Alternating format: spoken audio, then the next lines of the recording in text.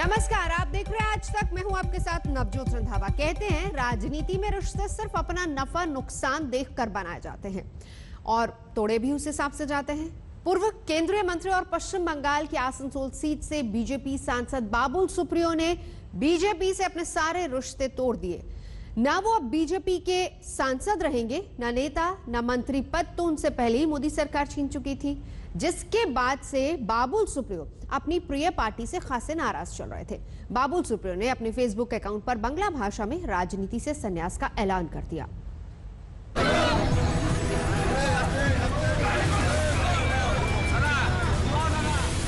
बंगाल में हार के बाद ना तो बाबुल सुप्रियो बीजेपी के प्रिय रहे थे और ना बीजेपी से उनको कोई प्रीत रही थी। बाबुल से मंत्री पद तो बीजेपी ने पहले ही छीन लिया था।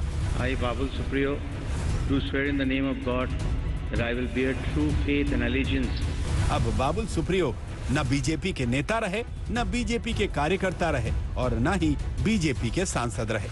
बाबुल सुप्रियो ने न सिर्फ बीजेपी से अपने सारे रिश्ते नाते तोड़ लिए हैं, बल्कि राजनीति ही छोड़ देने का ऐलान कर दिया है। फेसबुक पर उन्होंने लिखा, मैं तो जा रहा हूं, अलविदा। पिछले कुछ दिनों में मैंने बार बार सोचा और राजनीति छोड़ने का मन बनाया। मैं अपना सरकारी घर 1 महीने में छोड़ दूंगा और सांसद पद से भी इस्तीफा दे दूंगा। वैसे बाबुल सुप्रियो का बीजेपी से मोह भंग होना कोई हैरानी की बात नहीं है। 7 जुलाई को जब मोदी सरकार ने उनसे मंत्री पद छीन लिया था तो उन्होंने फेसबुक पर लिखा था, उनसे इस्तीफा मांगा गया तो उन्होंने दे दिया। इसके बाद से ही उनके टीएमसी का दामन थामने की बातें उड़ने लगी थी। बीजेपी को बाय बाय बोलने वाली फेसबुक पोस्ट में बाबुल सुप्रियो ने लिखा, यह भी साफ कर दूं कि मैं किसी और पार्टी में नहीं जा रहा। टीएमसी, कांग्रेस, सीपीआईएम कहीं नहीं। मुझे किसी दूसरी पार्टी के नेताओं ने फोन भी नहीं किया है। मैं कहीं नहीं जा रहा हूं। मैं एक टीम प्लेयर हूं, हमेशा एक टीम का साथ दिया है, मोहन बागान और राजनीति में सिर्फ भाजपा, बस। Whatever I need, I felt, whatever I wanted to say, I have written it. I don't really want to react, answer, or get into any kind of questioning today. वैसे हो तो ये भी सकता है कि ममता बनर्जी ने ही बाबुल सुप्रियो को अपनी टीम में शामिल करने से इनकार किया हो, क्योंकि मंत्री पद से इस्तीफा देने के बाद बाबुल सुप्रियो ने टीएमसी और मुकुल रॉय को ट्विटर पर फॉलो किया था। लेकिन 3 दिन पहले उनके बयान में टीएमसी के प्रति उनकी ममता में दोबारा गिरावट आई। देखिए, खेला होगा जो इलेक्शन के बाद, जीत हार तो लगा रहता है। उन्होंने जीत हासिल की है। हम जहाँ से लड़े थे वहाँ पे भी क्या क्या हुआ था फेसबुक पे मैंने लाइव दिया था। बट हम तो कोई किसी में से हम तो कोर्ट नहीं गए। हमने फेडरल स्ट्रक्चर को या इलेक्शन कमीशन को चैलेंज नहीं किया। हम कोर्ट नहीं किया। दीदी कोर्ट में लड़ रही है, हमने कुछ नहीं किया। We have not been bad losers. तो जीत तो हुई है उनकी, अच्छी बात है, लेकिन उसका मतलब ये नहीं होता है कि आप जो है आप खेला होबे के तौर पे उन्होंने कलकत्ता में जो किया, जिस तरीके के पॉलिटिकल किलिंग्स और टॉर्चर जो आज तक चल रहा है, उसके उसी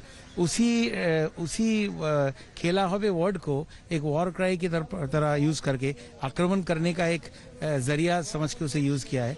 तो देश में खेला हो तो डेफिनेटली नहीं होगा, ये मैं आपको बता सकता हूँ। बाबुल सुप्रियो ने कहा कि उन्होंने अपने माता पिता, दोस्तों और करीबियों की सलाह लेकर बीजेपी छोड़ने का फैसला किया है, लेकिन उन्होंने बीजेपी आला कमान से मिलकर इस्तीफा देने की जरूरत भी महसूस नहीं की। उन्होंने लिखा,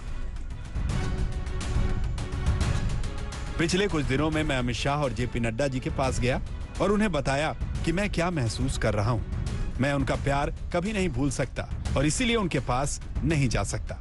मेरी हिम्मत नहीं कि उनके पास जाकर ये कहूं।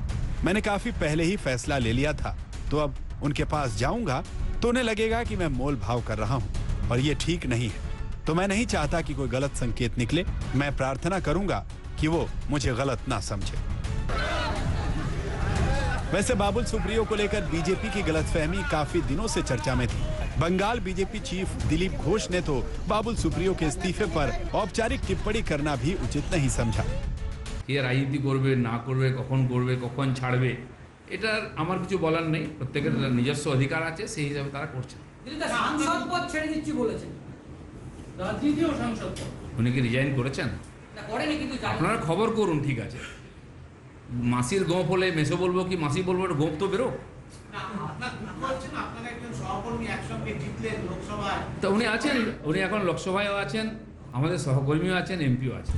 राजनीति में आने से पहले बाबुल सुप्रियो मशहूर प्लेबैक सिंगर हुआ करते, लेकिन जब बीजेपी ने उनका दिल तोड़ दिया और उनके मन से बीजेपी के सारे रंग उतर गए, तो अब उनके दिल में कुछ इस तरह के विचार आ रहे होंगे। और बात असम और मिजोरम बॉर्डर की, क्योंकि तनाव लगातार वहां पर बरकरार है। 26 जुलाई को ही हिंसक झड़प के बाद दोनों ही राज्य सरकारों के बीच अब नाक की लड़ाई बन चुकी है। दोनों राज्यों की पुलिस अब एक दूसरे के खिलाफ एक्शन मोड में आ गई है। असम पुलिस ने शुक्रवार को मिजोरम पुलिस के अधिकारियों को समन किया, तो मिजोरम पुलिस ने असम के मुख्यमंत्री हेमंत बिस्वा शर्मा के खिलाफ FIR दर्ज कर दी। गोलियां चली, पत्थरबाजी हुई, लाठी डंडे चले, वाहनों में तोड़फोड़ हुई, 6 पुलिस वालों और एक आम नागरिक की जान भी चली गई। आजाद भारत के 2 राज्यों की सीमा पर ऐसी खूनी घटना पहले कभी नहीं हुई। लेकिन अब बात बढ़ते बढ़ते असम और मिजोरम सरकार के बीच जानी दुश्मनी की हद तक पहुंच गई है। मिजोरम पुलिस की इस FIR में असम के मुख्यमंत्री और पुलिस अधिकारियों को हत्या की कोशिश और हिंसा की सुनियोजित साजिश रचने का आरोपी बनाया गया है। FIR कहती है 26 जुलाई को असम पुलिस के 200 हथियारबंद जवानों की एक टीम ने मिजोरम पुलिस के एक कैंप पर जबरदस्ती कब्जा करने की कोशिश की। असम पुलिस की टीम को असम पुलिस के IGP अनुराग अग्रवाल और उनके 20 अफसरों की टीम लीड कर रही थी। असम पुलिस 20 वाहनों में मिजोरम पुलिस के बॉर्डर पोस्ट पर कब्जा करके वहां कैंप बनाने का मटेरियल भी साथ लेकर आई थी। FIR के मुताबिक मिजोरम पुलिस संख्या में कम पड़ गई थी और खुद को बचाने की उनकी कोशिशें बेकार साबित होने लगी। घटना की जानकारी मिलते ही मिजोरम पुलिस के स्थानीय SP और उनकी टीम ने मौके पर पहुंचकर असम पुलिस से बातचीत कर स्थिति को नियंत्रण में करने की कोशिश की। FIR में कहा गया है कि असम पुलिस ने कहा कि ये असम की जमीन है और वो मुख्यमंत्री के आदेश पर वहां असम पुलिस का कैंप बनाने आए हैं। अपने खिलाफ दर्ज FIR पर मुख्यमंत्री हेमंता ने ट्वीट कर जांच में शामिल होने की बात कही है और पूछा है कि केस किसी न्यूट्रल एजेंसी को क्यों नहीं सौंपा गया। उल्टा चोर कोतवाल को डांटे। एक तो चोरी, दूसरा सीनाजोरी। हमारे लोगों को मारा, हमारी जमीन में हमारे लोग थे, हमारे लोगों को 6 पुलिस वालों को LMG से मारा और अब हमारे लोगों के ऊपर, हमारे मुख्यमंत्री के ऊपर FIR कर रहे हैं, पुलिस के सीनियर लोगों के ऊपर FIR कर रहे हैं। तो इन्होंने ठीक किया है, मिजोरम की सरकार ने ठीक किया है कि हम कॉन्स्टिट्यूशन को नहीं मानेंगे, हम किसी भी न्याय संगत बात को नहीं मानेंगे और वो जिस तरह से आचरण कर रहे हैं उससे माने 2 राज्यों के बीच में रिश्ते खराब होने वाले, अच्छे होने वाले नहीं हैं। और दुनिया देख रही है, देश के लोग भी देख रहे हैं कि वो किस तरह से व्यवहार कर रहे हैं। मिजोरम पुलिस का एक्शन असम पुलिस के उस एक्शन के बाद आया है जिसमें उसने 26 जुलाई की हिंसा को मिजोरम पुलिस की मिली भगत का सनसनीखेज आरोप लगाया। असम पुलिस ने मिजोरम पुलिस के 6 डिप्टी कमिश्नर और SP रैंक के अधिकारियों को समन भेजकर 1 अगस्त को पूछताछ के लिए बुलाया है। समन में कहा गया है कि एक उचित और विश्वसनीय जानकारी मिली है कि मिजोरम पुलिस ने कथित अपराध किया है। असम पुलिस ने मिजोरम पुलिस के अधिकारियों पर आरोप लगाया है कि उनकी तरफ से बॉर्डर पर स्थानीय लोगों को हथियार और विस्फोटक बांटे गए। इस बीच असम पुलिस ने मिजोरम बॉर्डर पर जवानों की तैनाती में कई गुना बढ़ोतरी कर दी है। साथ ही नए कैंप और बंकर भी तैयार करने शुरू कर दिए हैं। हमारी जो इन्फॉर्मेशन है, उनके सिविलियंस के हाथों में भी एक्सप्लोजिव्स हैं, गन्स डिस्ट्रीब्यूट हो चुके हैं, एमिनेशन बहुत वो सिविलियंस में बांट दिए हैं। उनके काफ़ी सिविलियंस एक्स मिलिटेंट्स भी हैं, तो शायद उनको ट्रेनिंग भी रेडी मिल चुका है। बहुत उनके तरफ से आगे अग्रेसिवली मूवमेंट बढ़ रहा है, जिसके वजह से we have to stop them at some point. हमारी सिटीजन्स को भी हमको सिक्योरिटी अश्योर करना है। इसी प्रोसेस में हम हमारे पॉइंट्स सेटअप कर रहे हैं। असम और मिजोरम दोनों राज्यों की पुलिस एक दूसरे पर आरोप लगा रही है और दोनों राज्यों की सरकारें भी एक दूसरे को जिम्मेदार ठहरा रही हैं। मिजोरम से राज्यसभा के इकलौते सदस्य के वनलाल वेना ने बॉर्डर पर हिंसा के बाद असम पुलिस को सार्वजनिक रूप से धमकी दी थी और अब असम के काचर जिले के बीजेपी के एक विधायक कौशल राज ने मिजोरम सरकार को सबक सिखाने की धमकी दी है। আপনারা যে মিজোরামের প্রতি যে অর্থনৈতিক অবরোধ করেছেন, সেই অর্থনৈতিক অবরোধকে আমি ব্যক্তিগতভাবে আমরা সমর্থন করি। আর আপনাদের সবাইকে আমি অনুরোধ করব যে মিজোরাম হয়তো ভুলে গেছে যে মিজোরাম এটা জানে না হয়তো যে আমরা যদি এখান থেকে গ্যাস সিলিন্ডার না পাঠাই, আমরা যদি এখান থেকে তেল না পাঠাই, আমরা যদি এখান থেকে চাল না পাঠাই, আমরা যদি এখান থেকে এসেন্সিয়াল জিনিস যে সমস্ত সামগ্রী, এই সমস্ত সামগ্রী যদি আমরা না পাঠাই তো মিজোরাম পুলিশ, মিজোরাম সরকার, মিজোরামের মানুষ না খেয়ে মরবে। भड़काऊ बयान के जवाब में भड़काऊ बयान, आरोप के जवाब में आरोप, कानूनी कार्रवाई के जवाब में कानूनी कार्रवाई। असम और मिजोरम के बीच जानी दुश्मनी वाले शोले भड़क रहे हैं, फिर चाहे वो दोनों राज्यों की पुलिस हो, सरकार हो या मुख्यमंत्री। It is the 200 Assam armed police and Mizoram armed police with their machine guns were firing at each other, and the reason is that because Assam policemen crossed over, tried to capture the game, and firing started. Assam और मिजोरम के बीच पहले गोलियां चली और अब जिस तरह की जुबानी फायरिंग हो रही है वो चिंता की बात है। इतना सब हो जाने के बावजूद असम और मिजोरम सरकार के मुख्यमंत्रियों ने अब तक एक दूसरे से मिलकर बातचीत के जरिए इस मसले का हल निकालने की पहल नहीं की है। ये भी कम हैरानी की बात नहीं है। सिलचर असम से आशुतोष मिश्रा के साथ आज तक ब्यूरो।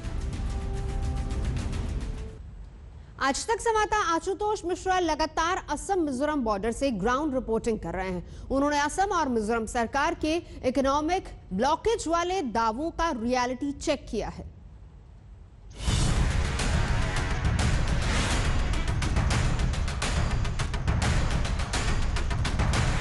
मिजोरम आरोप लगा रहा है, असम इनकार कर रहा है। लेकिन बॉर्डर पर मिजोरम की नंबर प्लेट वाले इन ट्रकों के थमे हुए पहिए बता रहे हैं कि असम से मिजोरम का सप्लाई रूट ब्लॉक हो चुका है। ब्लॉकेट से क्या संदेश देना चाहते हैं? क्योंकि अभी तो हम लोग इतना फोर्स मोरा है, गाँव वाला आदमी भी मोरा है, तो हम लोग अभी ब्लॉकेट किया है, तो जब तक ये फैसला नहीं होगा तो हम ब्लॉकेट नहीं चढ़ेगा। कोई नहीं जाना सकता है। आज तक की टीम असम के करीमगंज जिले के मिजोरम से लगती हुई सीमा तक पहुंची, जहां ये एक छोटा सा पुल दोनों राज्यों को जोड़ता है। इस पुल पर असम की तरफ से ये ब्लॉकेज सरकार या प्रशासन ने नहीं बल्कि स्थानीय लोगों ने लगाया है, जिन्हें असम पुलिस भी रोक नहीं रही है। मिजोरम की तरफ से ना कोई गाड़ी आ रही है ना जा रही है। बॉर्डर पर खड़े होकर असम और मिजोरम के बीच हद से गुजरती टेंशन और दोनों तरफ ऊंचाई वाले नए बने बंकर साफ दिख रहे हैं। 26 जुलाई को सिलचर में और खासकर जो असम मिजोरम बॉर्डर पर जो घटना हुई थी उसका जो रिएक्शन है वो अब दूसरे इलाकों में दिखने लगा है। हम करीमगंज जिले में हैं और मेरे ठीक पीछे जो बोर्ड है उस पर लिखा है वेलकम टू मिजोरम, यानी ये असम और मिजोरम की सीमा है। और अब जो ब्लॉकेड है, इकोनॉमिक ब्लॉकेड मिजोरम के लिए, वो लगभग सभी सीमाओं पर देखने को मिल रहा है। यहाँ पर भी देखिए बैरिकेड लगा दिए गए हैं।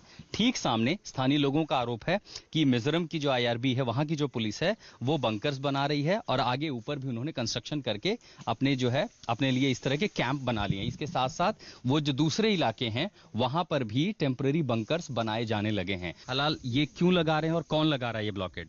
ये देखिए, हमारा सेफ्टी के लिए लगा रहा हूँ। आगे 3 किलोमीटर पहले एक ये लगाया बैरिकेड लगाया हुआ है, ये पब्लिक की तरफ से लगाया है कि हम लोग असम का 6 जवान शहीद हो गया, उसके साथ एक सिविलियन एक शहीद हो गया। ये ऐसा मतलब ऐसा लग रहा है कि यहाँ पे उन लोगों का जो एक्टिविटी है वो कभी भी मतलब हम लोगों को वार कर सकता है, ऐसा एक्टिविटी लगता है। तो हम लोग ने आके पब्लिक आके इधर मतलब ये कर रहा है, उनको मतलब कोई सामान उमान नहीं जाना। उनकी ओर से भी कंस्ट्रक्शन हो रहा है? उनकी तरफ से मतलब डेली हो रहा है, कंस्ट्रक्शन हो रहा है। और यहाँ जो हम लोग आप जगह पर खड़ा है ये एक्चुअली डाउन है। उन लोग ऊपर में पूरा मतलब ये बना हुआ है, सेंट्री पोस्ट बना हुआ है, चारों तरफ से गड्ढा खुद के बना हुआ है। आगे आप देख सकते हैं ऊपर में भी ऐसा है। तो गड्ढा क्यों खोदा है? गड्ढा खुदा है उनका सेफ के लिए खुदा है, उनको मतलब वार करने के मूवमेंट में है। ये 2 राज्यों के सीमा की स्थिति है और आप अमूमन इस तरह का कॉन्फ्लिक्ट 2 देशों के बीच देखा जाता है, लेकिन यहाँ एक ही देश के भीतर 2 राज्य और वो भी 2 पूर्वोत्तर सबसे संवेदनशील राज्यों के बीच में मसला हो रहा है। अब स्थानीय लोगों ने ब्लॉकेड लगा दिया है, यानी मिजोरम की जो सप्लाई लाइन है वो बंद हो जाएगी। यहाँ से देखिए मिट्टी भर भर के बोरे लगाए जा रहे हैं और इसके ठीक पीछे आरोप है कि जो मिजोरम पुलिस है, वहां की जो IRB है, उस तरफ भी बल्कि कंस्ट्रक्शन की आवाज महसूस की जा सकती है, सुनाई दी जा सकती है कि वहां पर भी काफी जो है कुछ न कुछ बनाने की वहां भी तैयारी की जा रही है। हमें भी इससे आगे जाने की अनुमति नहीं है। जाहिर है अब ये जो मसला है यहीं रुकने वाला नहीं है, मामला बेहद तंग है और स्थिति अभी भी संवेदनशील बनी हुई है। मिजोरम का ज्यादातर बॉर्डर असम से ही लगता है।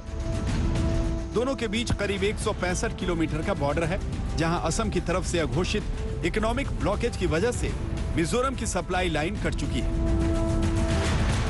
मिजोरम को अब बस उत्तरी त्रिपुरा से सटे अपने इकलौते बॉर्डर का सहारा है। हम इस समय त्रिपुरा की सीमा पर हैं और चूंकि असम और मिजोरम के बीच में जितनी सीमाएं हैं, असम के सभी जिलों पर ब्लॉकेट लगा दिया गया है और अब ऐसे में मिजोरम का दाना पानी असम से बंद हो गया। लेकिन नॉर्थ त्रिपुरा में इकलौता बॉर्डर है जो मिजोरम को जोड़ता है, यहां से ही अब उनकी सारी रसद जारी है। आगे आप देख पा रहे हैं, ये बहुत पतला ब्रिज है, बहुत छोटा सा ब्रिज है।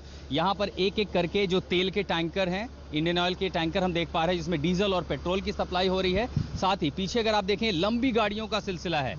ये जो गाड़ियां आप काफिला देख पा रहे हैं, ये लंबा सिलसिला इसलिए है क्योंकि मिजोरम को दाना पानी, सब्जियां, अनाज, तेल, ये पेट्रोल के बड़े बड़े टैंकर, इन सब को अब जाने के लिए, ताकि राज्य में कहीं से क्राइसिस ना हो, त्रिपुरा पुलिस की भारी सुरक्षा के बीच में यहां से उन्हें रास्ता दिया गया है ये ब्रिज पार करके, ताकि फिर वो मिजोरम की सीमा में प्रवेश कर पाएं। यानी जैसे ही मैं ये ब्रिज पास करता हूं, उस पार मिजोरम की सीमा शुरू होती है और अब जरूरत का जो सारी सप्लाई है इस ब्लॉकेट के बीच में इकलौता बॉर्डर ये त्रिपुरा है जहां से सप्लाई जा रही है। मिजोरम त्रिपुरा के इस इकलौते बॉर्डर पर पहले कभी इतनी आवाजाही नहीं देखी गई।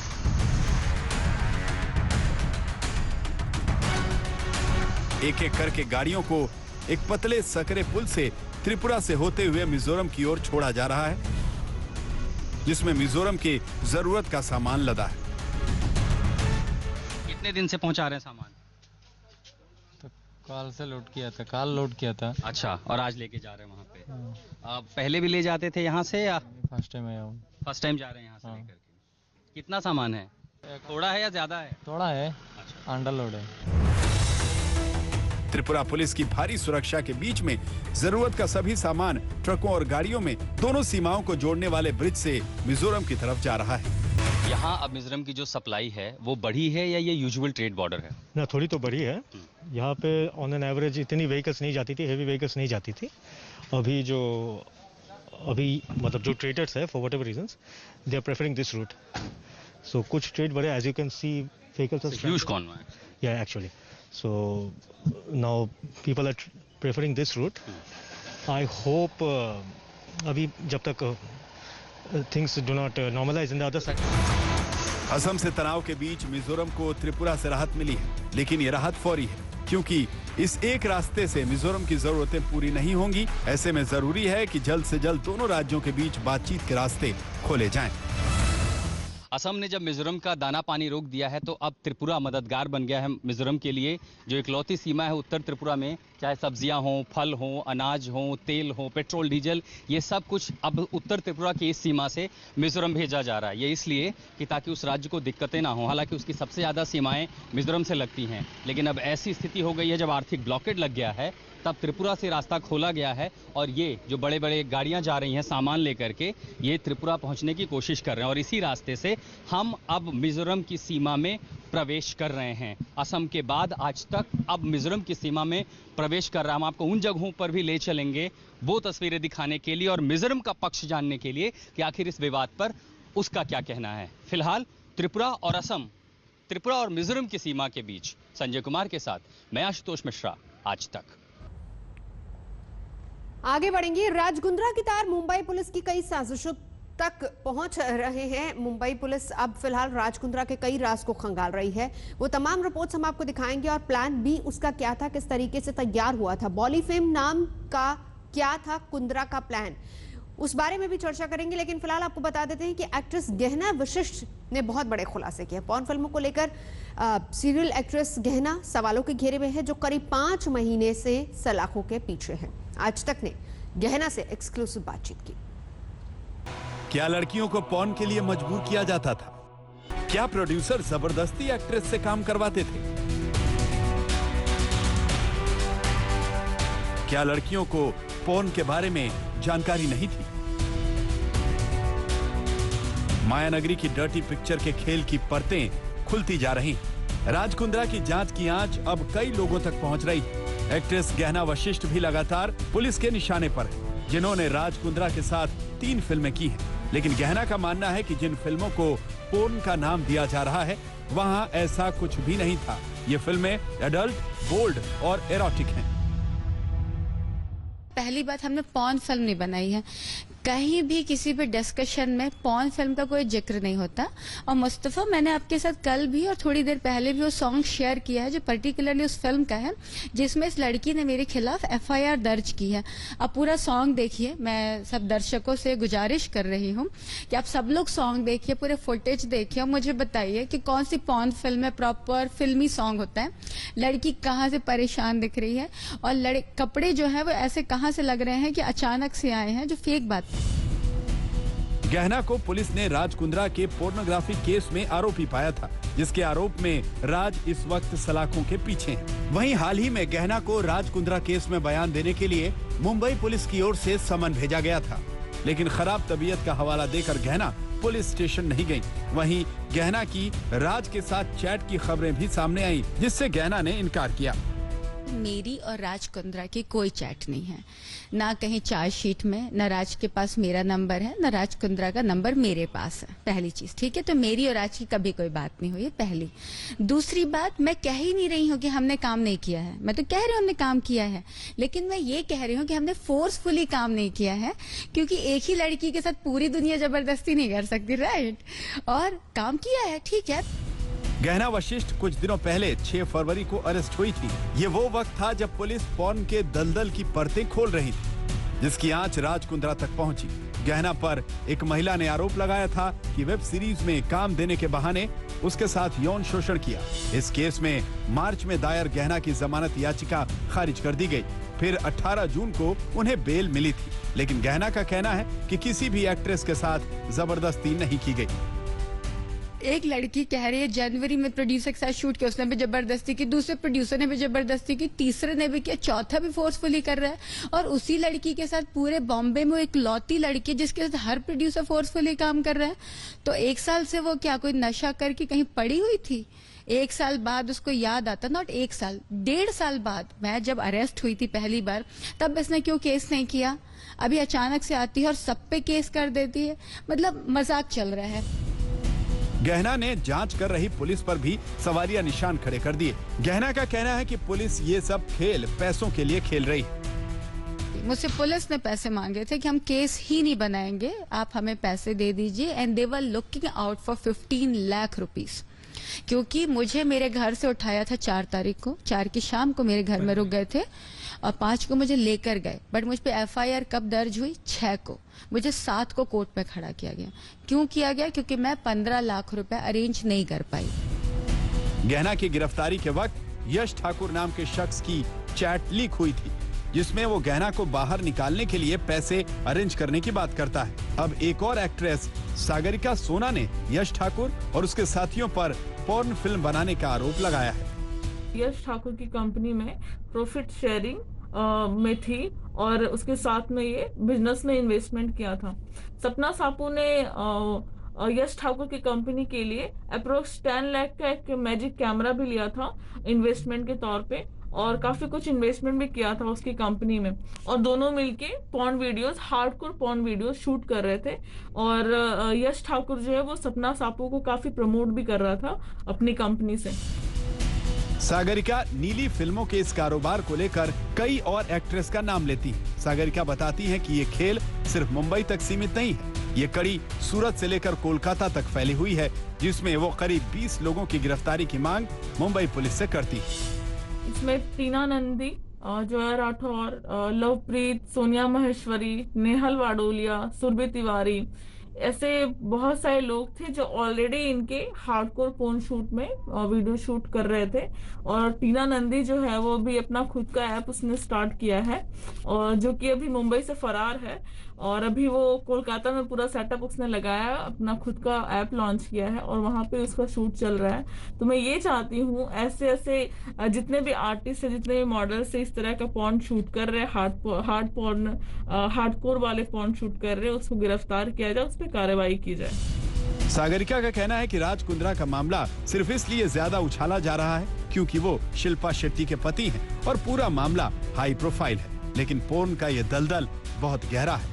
बहरहाल मायानगरी में चल रहे पोर्न के इस दलदल को साफ करने का काम मुंबई पुलिस ने तेज कर दिया है। मुस्तफा शेख के साथ अमित त्यागी, मुंबई, आज तक।